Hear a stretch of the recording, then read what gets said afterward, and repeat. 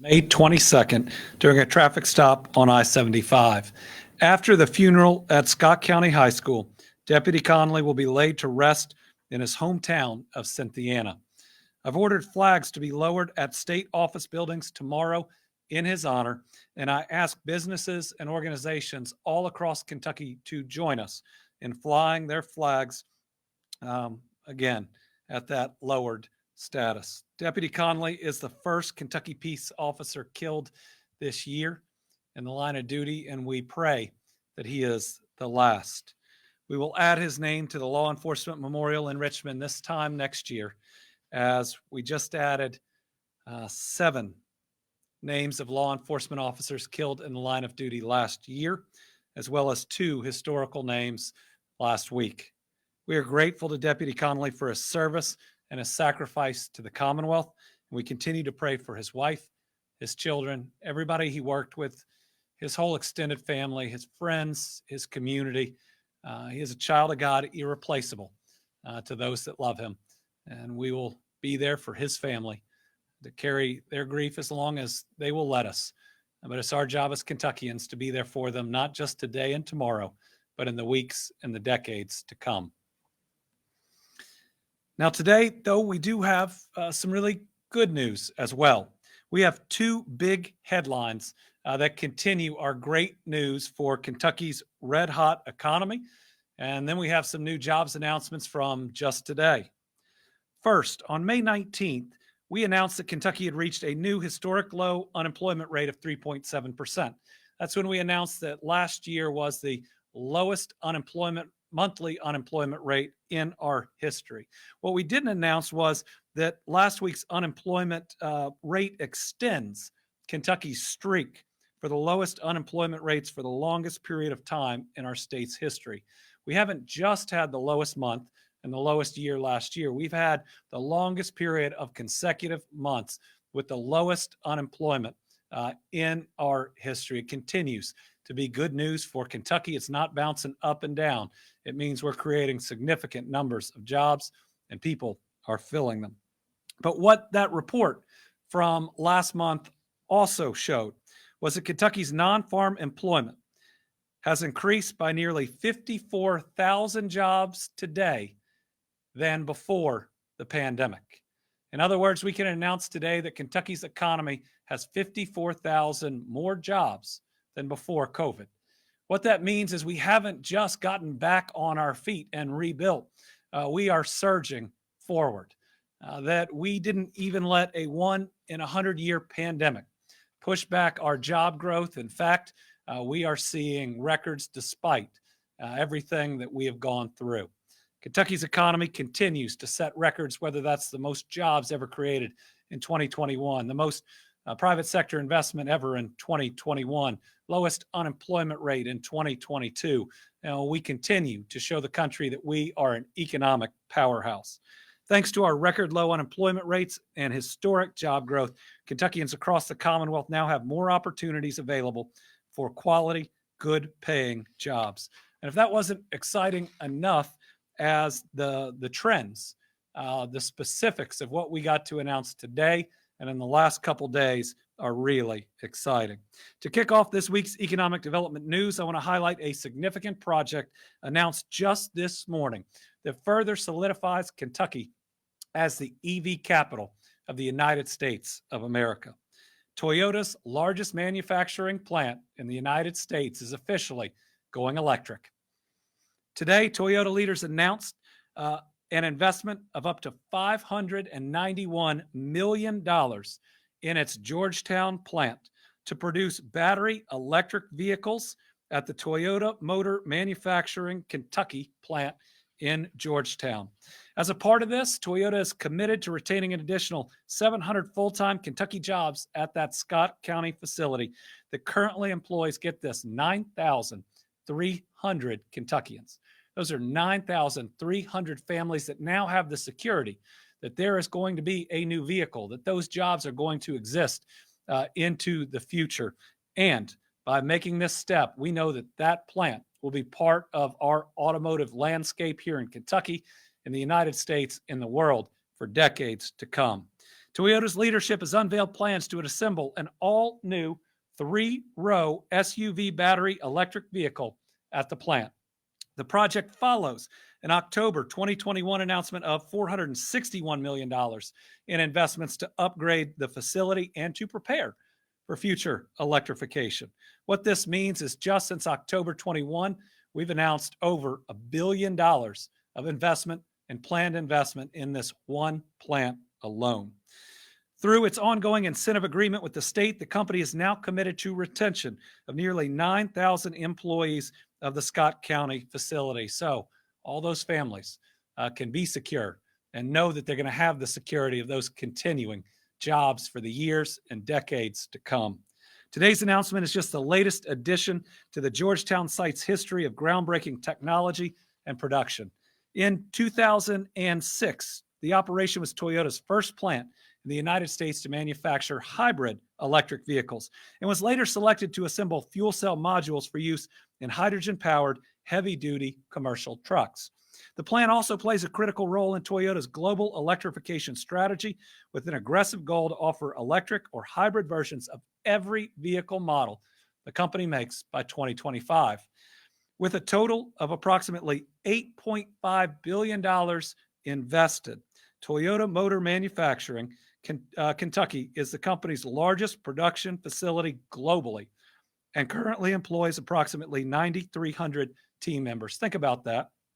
This opened in 1988. It was the first Toyota facility in the United States. It's still their largest plant globally. And we now have investments over the past year and a half of $1 billion to turn it electric and to preserve those 9,000 plus jobs. This is enormous for all of Kentucky, for the Georgetown community. What we know is all those suppliers that bring tens of thousands of other jobs are still going to be in Kentucky, knowing that this new vehicle is going to continue to be produced. Listen, we love every jobs announcement, but one that we know secures a plant this size for the decades to come is a truly exciting one.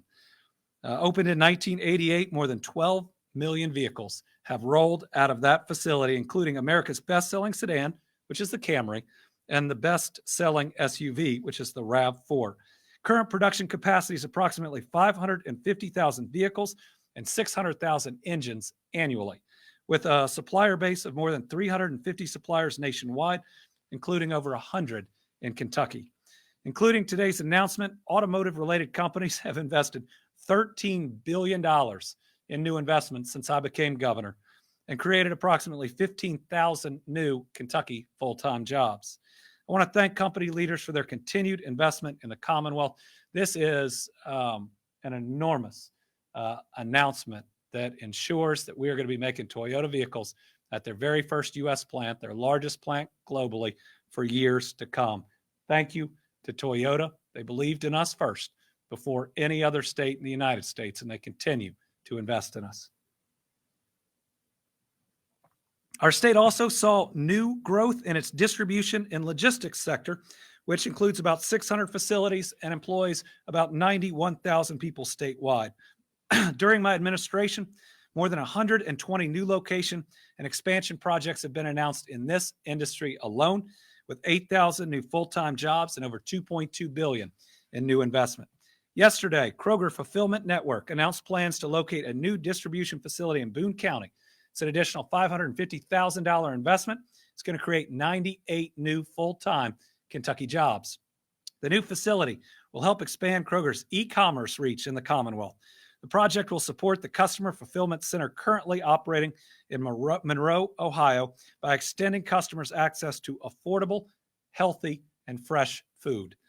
To support the operation, the company will locate the facility in a 2,000 square foot portion of an existing building in Boone County.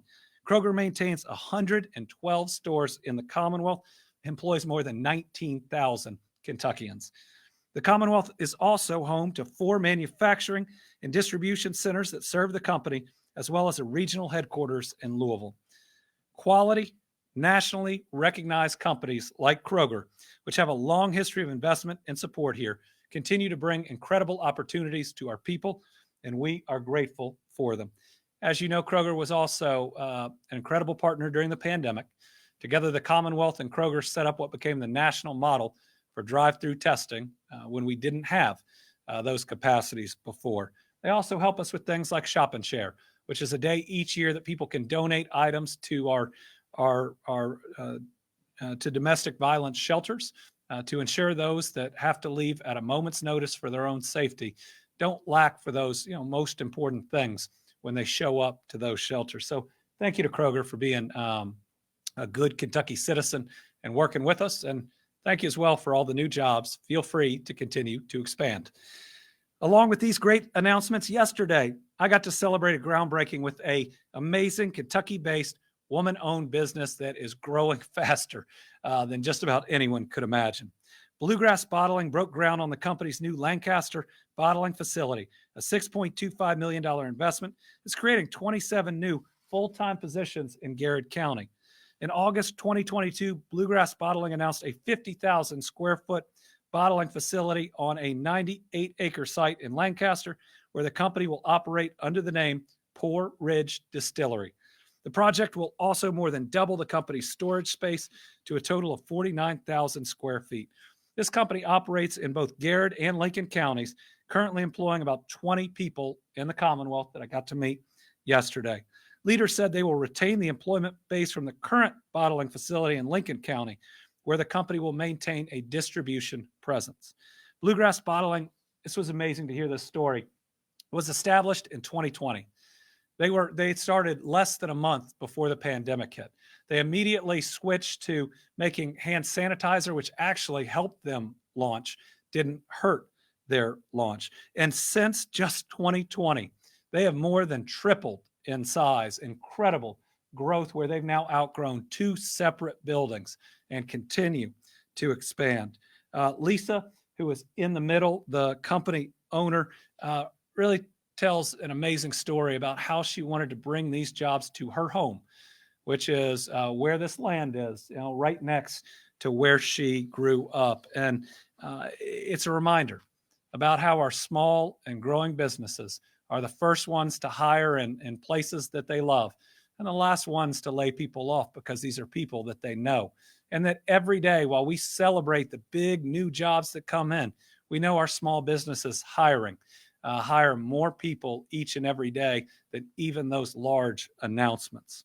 This project just builds on the record momentum with the bourbon industry. Last year, $2.1 billion in new investments, $500 million more than the next best year. We continue to see businesses like this thrive. This is a truly fantastic project for Garrett County. Also proof that we're bringing jobs everywhere to each and every county. It's why we were ranked number 3 in micropolitan economic development last year, which just means we're number 3 in the country at creating good rural jobs. So thank you to this great company. They're a great family. And all our grandkids play travel baseball like Will does. So I know we will see them regularly on the weekends. So today, some really exciting news about how we're improving public safety by ensuring that people don't reoffend. So my goal as governor and as a dad whose family calls this great state home is to build a better Kentucky for every single family. That means 1, creating more opportunity, 2, prioritizing public safety, and 3, making sure we treat our neighbors as ourselves and we give those type of second chances that the Bible teaches us to give. Part of that is making sure that individuals leaving state custody who have paid their debt to society have the tools they need to succeed when they return to their communities. Remember, when we get somebody who is leaving prison in a stable position, in a good job with the services they need, maybe in treatment if they need it, they are less likely to reoffend, which makes our community safer. It means fewer crimes are happening than would otherwise be happening. So today, I'm proud to report that we are making major progress to achieve this goal. I'm proud to announce that the state has now reached the lowest recidivism rate ever recorded in the Commonwealth at 27.15%. That is down from the highest recidivism rate of nearly 44.56% under my predecessor in 2017. That means that Kentuckians who have paid their debts to society are less likely to reoffend than ever before. That means there are fewer crimes than would have happened based on those old rates. My administration has done a number of things to try to get there. One of the most exciting is we've increased the employment rate for those released from state incarceration to 57%. That means 57% of people leaving incarceration right now are finding jobs. And that's compared with about 49% in 2019. That's up 8 points, but those are people. They're getting in secure jobs, hopefully getting back with their families. They are not reoffending, and they are contributing to society. I want to thank the Department of Corrections and others for a number of programs that we think all contribute to this. So the Department of Corrections Addiction Treatment Program has approximately 6,300 treatment beds available, which is the largest number of beds in the history of the department. Remember, we talked about private and nonprofit treatment beds increasing 50% since I became governor. We also have the largest number of treatment beds inside our Department of Corrections in our history. Of those inmates who completed the program, and not everybody completes the program, but those who do, a recent departmental study showed that 75% were still employed 12 months after release. This is treating the cause. Now, so many of these crimes probably began with an addiction that led to the crimes. Treating the addiction helps us prevent the type of recidivism that we have seen in the past.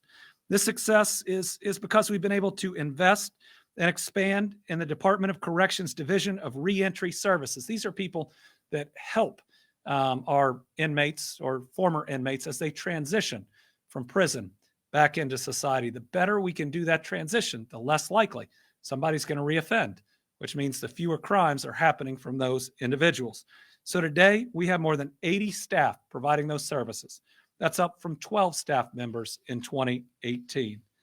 The team has worked closely with my administration to pave the way for a smooth transition, and today's announcement is because of many of those programs launched in the last several years and the great people who work in them.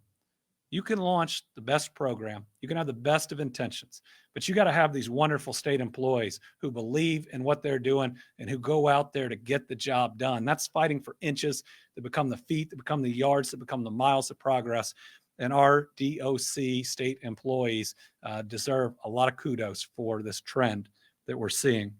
In partnership with our friends at Kentucky Transportation Cabinet, we're also offering a statewide project that provides transportation at no cost to former inmates so that they can get to addiction treatment, job interviews, education, and employment. So far, we provided vouchers to 20,000 Kentuckians.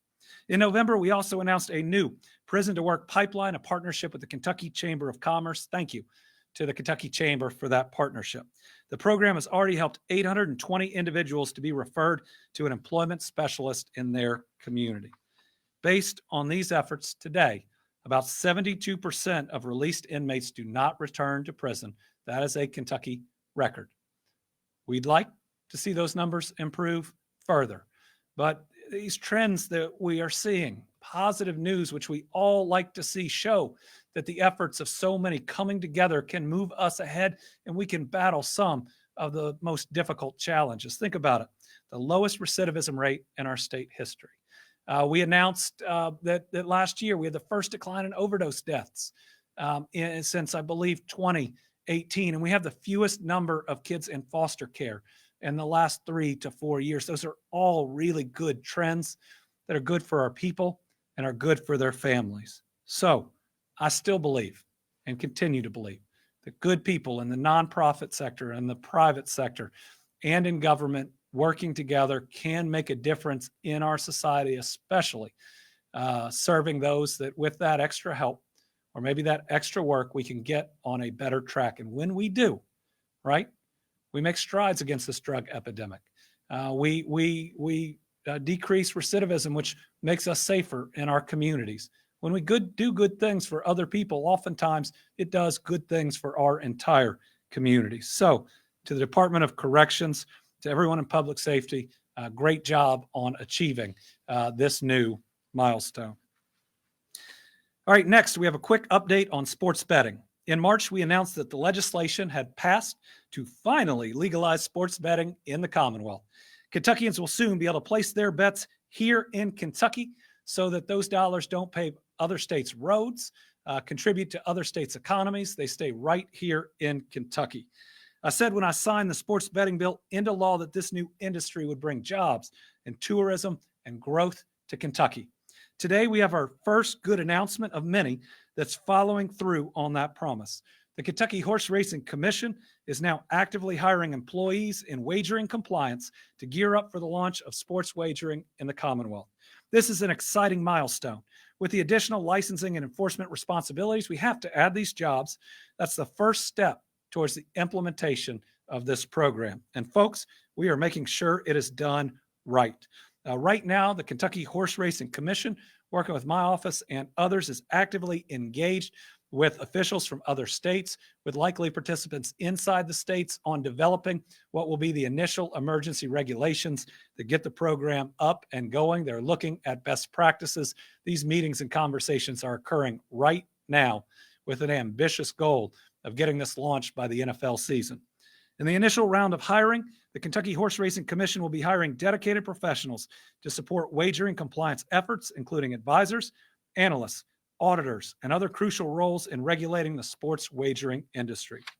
Interested candidates who want to help us launch sports betting here in the Commonwealth, to be the pioneers who help us get this done, can find detailed information on these positions and see the application process on Kentucky's personnel website or at rc.ky.gov.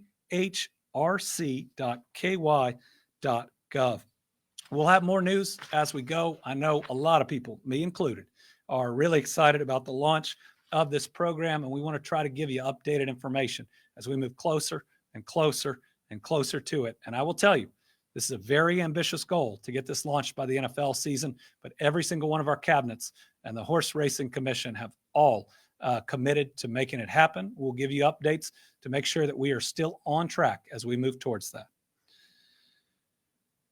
All right. On May 14th, Kentucky lost a great leader and a friend of mine with the passing of Representative Lamine Swan. Lamine was always smiling, leading with kindness, and working to build a better and a more inclusive Kentucky for all of our families. We miss him, and we continue to hold his family in prayer. Lamine held the 93rd district seat in the House of Representatives, a seat that must be filled in order to continue Lamine's legacy. Kentucky law requires the governor to issue a writ of election to fill a vacancy in the House of Representatives when the General Assembly is not in session. So today I signed an executive order calling for the election to fill the 93rd district seat to be held on Tuesday, November 7th, 2023. On this date, Kentuckians can honor Lamine by getting out to vote for someone they believe in to carry on this important work. That is also the date of the regular general election, which should help election officials in that district not to duplicate their efforts. I know that's something that Lamine would have liked. I really enjoyed our friendship, getting to know him. He was always trying to do what he thought was right, and we will miss him. We got a special video for you today. As we are rebuilding houses in Eastern Kentucky, we know they're coming one by one. And it's sometimes hard to grasp what this can mean and how it can feel. What watching each of these families is like when they enter into their new home. But really, they watch the whole construction from beginning to end. They participate in it. So right about now today in Knott County, William and Cheyenne White and their little boy Caleb are moving into a new home, all thanks to the hard work and a little help from the Housing Development Alliance and the Team Eastern Kentucky Flood Relief Fund. The Team Eastern Kentucky Relief Fund has raised more than $13.2 million thus far from 41,500 donors. Listen, the rebuilding effort is massive. We do need more donors. You can donate at teamEKYFloodReliefFund.ky.gov. I want to thank every single donor, but to those that are thinking about doing more, about what it means to help fund one of these homes, I want you to hear from both the folks moving in and the folks who are building them. That night, we watched our house pick up and float away, a whole lot of what are we going to do? What's our next step? We couldn't complain because we all still had each other. Everybody was safe. There's a lot of people that didn't have that privilege that we did. The Whites lived on Troublesome Creek, which is one of the hardest hit areas. Their house was completely destroyed, and we're in the process of building them this new home on a new lot. We're well above the river. This property will not flood. It feels like we can actually start our lives again. Caleb's excited. His room in this house is actually going to be bigger than his old one. He's been just as much a part of this as we have. He would save money. If anyone would give him money or if he found loose change, he would put it in his piggy bank, and what he would say is that he could help buy his new house. And so he's saving it all up now. That's what he says he wants to do with it, is to buy decorations for his room. One of the things the governor has talked about is getting it right, to actually build back better than we were before. We're using the Team Eastern Kentucky Flood Relief Funding, and that's going directly to the family. That's money off the cost of the house that they never have to pay back. That's a tremendous gift that the donors have given to flood survivors. Governor Beshear, he came and surveyed the area. It shows that he cares about this little part in Eastern Kentucky, that we were able to get the help that we were. It goes back to showing that people in Kentucky are willing to do whatever it takes to help. To anyone that donated to the Eastern Kentucky Fund in order to help us get a new house, not just us, everyone that lost their homes, it's awesome. I just can't thank them enough. Don't be big enough for Maggie when she grows up. And I should have added their daughter Maggie as well. Said everybody out there, this is what we're doing, and this is why we're doing it. It's families like this who deserve to have that fresh start, who shouldn't be clawing back for a decade based on a natural disaster. These are great people that have, I think, so many good things ahead of them, and getting back into a new safe home outside the floodplain is a really big step for them individually, and to ensure we don't go through something like this again. So we also have a reminder about our disaster recovery program. Last month, we announced for Western Kentucky and for Breathitt County, because we had floods a year before, that $123 million would be available to communities impacted by the 2021 tornadoes in the West and the flooding in 2021 in the East. Applications opened on May 1st to help build homes, rental properties, and multifamily properties in these areas. As I mentioned, the day we announced the funding, June 1st, is the day we start taking applications from cities, counties, nonprofits, for-profits, and other governmental entities for infrastructure projects. This includes projects addressing water, wastewater, stormwater, and other infrastructure needs. So tomorrow, right? June 1st is tomorrow. The applications open. And I want to say again, for cities, counties, nonprofits, for-profits, and other governmental entities for infrastructure projects for that $123 million. If you remember, 80% goes to 5 counties. So really big for the counties that got hit the hardest by the tornadoes, as well as Breathitt County and the flooding. The other 20% available to a larger group of counties. The applications will be available on DLG's website starting tomorrow. You can also contact the Department of Local Government directly at dlg.dr@ky.gov. And finally, our Team Kentucky All-Star, somebody I've gotten to know decently well and am pretty proud of. One of the Commonwealth's very own, DeCorey Johnson from Louisville, showed the world his amazing voice last night at the season 18 premiere of America's Got Talent. At just 11 years old, DeCorey stunned the audience and the judges with his voice that we have heard here in Kentucky, including in our rotunda. But he even received a standing ovation from the crowd. Be sure to watch his performance if you haven't already. All those watches will help DeCorey with his career and just introduce more people to how much talent we have right here in Kentucky. I had the pleasure of hearing DeCorey sing live at the Capitol at the 2022 Black History Month celebration, as well as at a couple of events that I've attended in Louisville over the years. He hopes one day to perform on Broadway and in movies, and I have no doubt that this talented young man will absolutely make that happen. This is why I'm so happy to name my friend DeCorey as this week's Team Kentucky All-Star. DeCorey, we are proud of you, and we are rooting you on.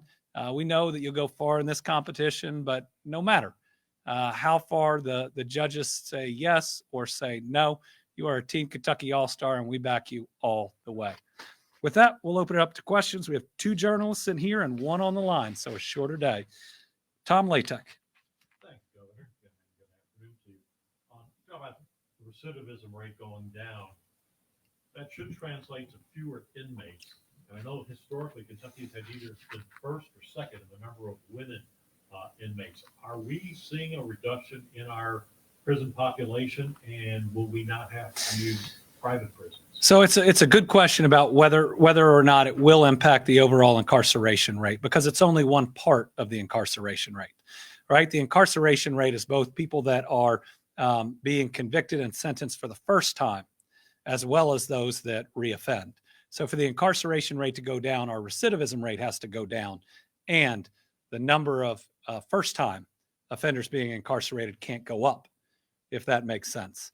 So we'd have to look at the overall rate. I will say the Department of Corrections is one of the few entities in the world that can't control their intake, right? That happens through judges providing those sentences, but ultimately has to house either in our jails and prisons and or in jails or prisons, everyone that's sentenced to it.